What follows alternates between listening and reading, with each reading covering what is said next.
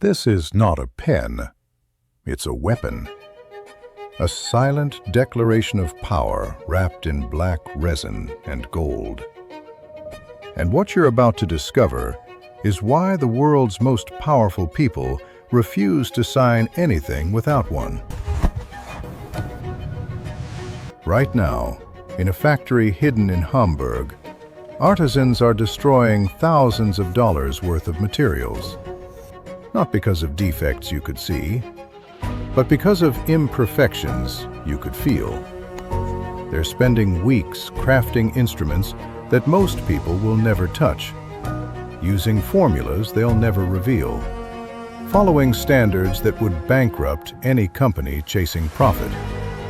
And in the next few minutes, you'll see exactly why a Montblanc costs what it costs, why presidents keep them in their pockets, why CEOs pass them down like family heirlooms, and why speed, the thing modern business worships, is the one thing Montblanc refuses to accept. Because this isn't about writing, it's about control. And you're about to witness the obsession behind it. Walk into the manufacturer in Hamburg.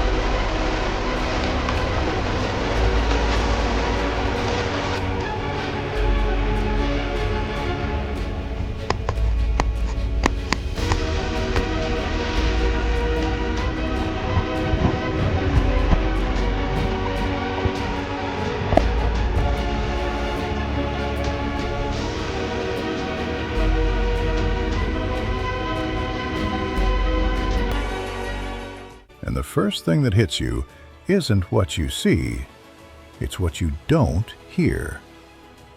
No assembly lines screaming, no timers counting productivity, no alarms celebrating targets hit.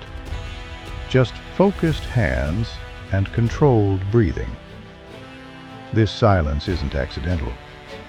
It's Montblanc's first philosophical decision. Most companies ask, how fast can we make this? Montblanc asks something completely different.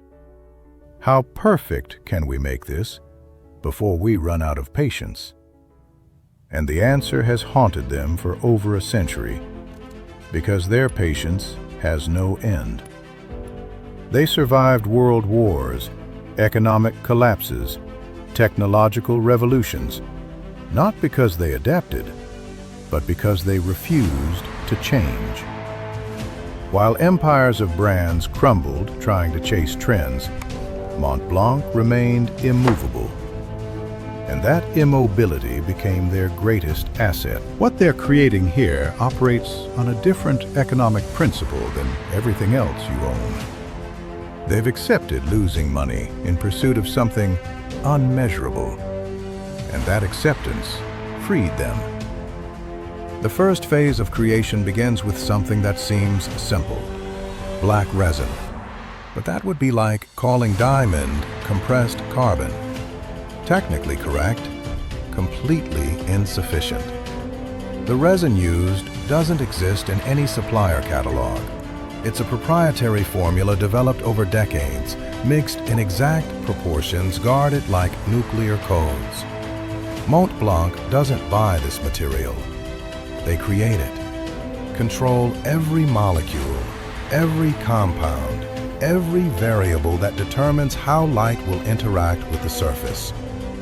The material is poured into molds, then cured in temperature-controlled chambers for days, not hours, days. The chemistry needs to stabilize completely. Any rush here results in micro cracks that appear years later, and Montblanc is manufacturing pens to survive decades, not seasons. Then comes the polishing. Hours of manual work on a single barrel. Not because machines can't polish, but because machines can't feel when the texture is exactly right, when the weight feels correct, when light reflects at an angle that communicates substance without screaming ostentation.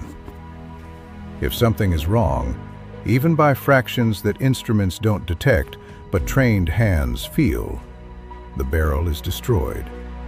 Not repurposed, not sold at discount, obliterated. The loss is accepted as an operational cost of perfection. While the resin is curing, another process begins in a separate room. 18-karat gold is being transformed into nibs that will determine whether this pen becomes an instrument or just an expensive object. The geometry of a Montblanc nib isn't accidental. Every curve, every angle, every surface was calculated to manipulate how ink flows from reservoir to paper. Fluid physics applied at microscopic scale. The nib needs to hold enough ink for consistent strokes, but release at the exact speed your hand moves. Too fast, and you get smears. Too slow, and you get gaps. Gold is chosen not for status, but for physical property. It doesn't oxidize, doesn't react with ink, doesn't change its characteristics over decades of use. But gold alone is too soft, so the alloy is calibrated. 18 carats is the point where durability and malleability meet. Each nib is molded, then cut with laser precision. But laser only creates the basic shape. The final refinement is completely manual. Artisans, using magnifying glasses, adjust angles you cannot see with the naked eye. They're sculpting the invisible, calibrating the imperceptible. Now comes the part that separates Montblanc from everything else. The test. But not the test you're imagining. There are no machines measuring tolerances, no sensors detecting ink flow. There's only a human, an artisan who spent decades learning to detect a quality that has no name. They take the assembled pen, write one line, just one, and in that fraction of a second, they decide if it passes or gets destroyed. They're not checking for obvious flaws. That was eliminated in previous phases. They're detecting resonance. The pen needs to feel like it's reading your thoughts, anticipating pressure before you apply it, disappearing from your consciousness the moment you start writing. If it demands attention, even for a microsecond, it fails. And failure means complete destruction. The gold nib is removed, melted, recycled. The resin barrel is crushed. Weeks of work evaporate in seconds. No committees, no second opinions, no tolerance for almost perfect. One human, one judgment. Decades of trained intuition, deciding if something meets a standard that exists nowhere in writing. Only in the muscle memory of hands that have tested thousands of pens and rejected most. This isn't quality control.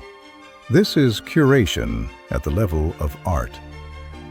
Here's what most people don't understand about true luxury. It's not about being seen, it's about being recognized. only by those who matter.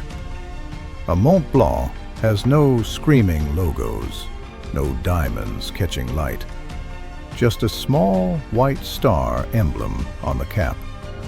6 points representing the snow of Montblanc. This means nothing to 99% of people, and that's exactly the intention. This is strategic invisibility. The pen communicates only with those fluent in the language of quiet power. When you place it on a negotiation table, it doesn't ask for attention. It exists, and that existence is enough. The person across from you notices, always notices. Maybe not consciously, but the subconscious registers weight, proportion, the specific gleam of real gold against deep black resin. It's not imitable. There are no shortcuts. And the human brain evolved to detect signals of resources and investment. This pen screams silently. This person doesn't negotiate on quality. Montblanc sells something beyond functionality. They sell proof that you value permanence in a disposable world, that you choose tools that outlive trends, that you operate on different timescales than most.